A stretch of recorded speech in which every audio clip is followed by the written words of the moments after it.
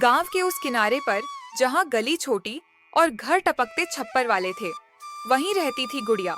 गांव वाले छोटी भी कहकर बुलाते थे। गुड़िया अनाथ थी। हर सुबह गुड़िया पुराना टोकरा उठाकर जंगल की ओर चल पड़ती, लकड़ियां बटोरने, पानी लेने, जंगली फल चुनने।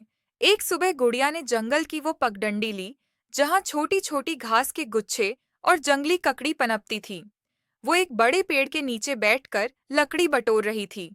तभी एक अजीब सी शांति में इंसानी रूप दिखाई दिया, साधु जैसा कोई। बेटी, तुम सुबह सुबह यहाँ क्यों आती हो? तुम्हारे कदम थके हुए दिखते हैं। बाबा, मैं यहाँ लकड़ियाँ लेने आती हूँ। थोड़े बहुत फल मिल जाते हैं तो मेरा गुजारा हो जाता है। तुम्हारे चेहरे पर कोई क्रूरता नहीं, पर परेशानी दिखती है। बताओ, तुम्हारा नाम क्या है? मेरा नाम गुड़िया है बाबा। लोग मुझे कभी कभी छोटी कहते हैं। गुड़िया, तुम्हारा भाग्य अच्छा है, पर भाग्य के साथ मेहनत भी होनी चाहिए। तुम खेती करा करो। बाबा, मेहनत? मैं तो दिन भर जंगल से लकड़ी बटोर कर बेचती हूँ। पर मेरे पास अपना खेत भी नहीं है। बिना खेत के मैं क्या करूँ? बेटी, खेत ना होने का मतलब यह नहीं कि तुम मेहनत नहीं कर सकती। मेहनत का मतलब केवल जमीन खोदना नहीं। मेहनत का मतलब अपने रोजमर्रा के काम में ईमान, हौसला और सही दिशा होना है। पर हाँ, अगर तुम्हारे हाथों में थोड़ी सी जमीन होती तो किस्मत बदलने की राह और भी खुलती।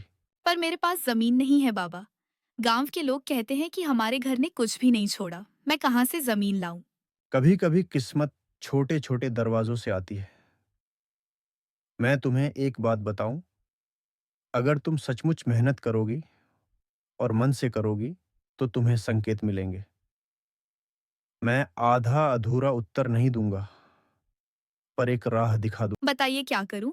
मैं जो कुछ भी कर सकती हूँ करूंगी। जाओ, गांव के बुजुर्गों के पास जाकर उनके काम में हाथ बटाओ। जान लो कि किस खेत की जमीन इस साल खाली पड़ी है। उनसे बातचीत करो।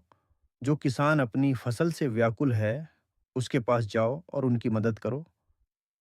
अगर कोई खेत छोटा सा किराए पर मिलता है या कोई भूसा बोने को इच्छुक है, तो तुम उस। पर बाबा जी, लोग मुझे अनदेखा करते हैं। वे कहते हैं कि एक अनाथ लड़की से क्या काम होगा। बेटी, लोग क्या कहते हैं इससे फर्क नहीं पड़ता। फर्क पड़ता है कि तुम क्या करोगी। मेहनत का घाव कभी बेकार नहीं जाता। और एक बात, अगर कोई तुम्हें तेज तर्रार बुद्धि से देखता है तो उसे तुम्हें अपनाने में देर नहीं लगेगी। समझी? इस प्रकार अगले कुछ दिनों में गुड़िया ने गांव के बुजुर्गों के घरों में काम करना शुरू कर दिया। सुबह जल्दी उठकर दूध देना, खेतों से बीज जमा करने में मदद। उसने खुले दिल से काम किया और बिना शिकायत के सबके काम में हाथ बटाया। कुछ दिनों के बाद गांव के एक किसान हरिदास का ध्यान उसकी ईमानदारी पर गया। हरिदास का बड़ा बेटा शहर चला गया था और उसके छोटे छोटे खेतों में काम करने वाला भी नहीं था। उसने गुड़िया गुड़िया, तू मेरी खेत में कुछ काम कर दे। मैं तुझे थोड़ी सी जमीन दिखा दूंगा। भैया, आप मुझे जमीन दे रही है? नहीं बेटा, मैं जमीन मुफ्त नहीं दे रहा। बस मैं देखना चाहता हूं कि तुम किस तरह मेहनत करती हो। अगर तुमने सही से काम किया तो मैं कुछ दिन बाद तेरे लिए छोटा सा टुकड़ा दूंगा। ठीक है भैया, मैं पूरी लगन से करूंगी। इस प्रकार साधु की सलाह धीरे धीरे फल देने लगी।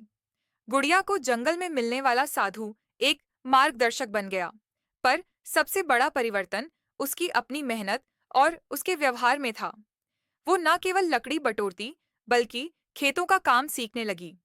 एक सुबह जब गुड़िया खेत पर हल्की बारिश के बाद मिट्टी की सुगंध में काम कर रही थी, गांव के लोग उससे बोले। गुड़िया, आज शाम को गांव की पंचायत है, तू भी आना। पंचायत? पर मुझे क्यों? क्यों नहीं, तू मेहनती है, सबने देखा है, तेरी हिम्मत की सराहना करेंगे। गुड़िया की दिल की धड़कन तेज हो गई, पर वो भीतर से खुश थी। पंचायत का दरवाजा उसके लिए एक नई दुनिया का संकेत था, और शायद वही उसकी किस्मत की वो छोटी सी खिड़की थी जिसे साधु ने कहा था।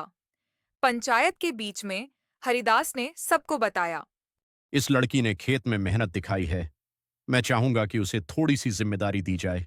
एक खेत है छोटा सा, बीज बोने तक के लिए मैं इसे उसे कुछ दिन के लिए सौंपना चाहता हूं। हरिदास, तू क्या कर रहा है? एक अनाथ लड़की को जमीन दे रहा है। खेती नहीं होती ऐसे। देखो लोग। मैंने यह काम तभी किया जब मैंने उसकी मेहनत देखी। अगर वह असफल हुई तो मैं जिम्मेदार हूं, पर अगर सफल हुई तो हम सबका मान बढ़ेगा। यह पहला मौका था जब किसी ने उसे मौका दिया। वो रात भर सो नहीं पाई। उसके मन में उम्मीद की लकीर उभर आई थी। पर समस्या यही थी, उसके पास बीज बोने के लिए धान ही नहीं था। उसने बाजार में जाकर मदद मांगी, कोई मदद नहीं करता। गुड़िया बार बार गांव के घर घर जाकर भीख मांगने लगी, दाने के लिए, बीज के लिए। पर हर बार कुछ नहीं मिलता था। एक दिन उदास मन से गुड़िया बैठी थी।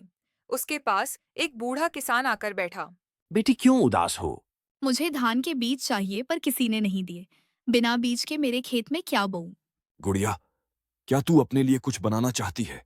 क्या तेरे पास कुछ भी ऐसा है जो तू खेत में बो सके?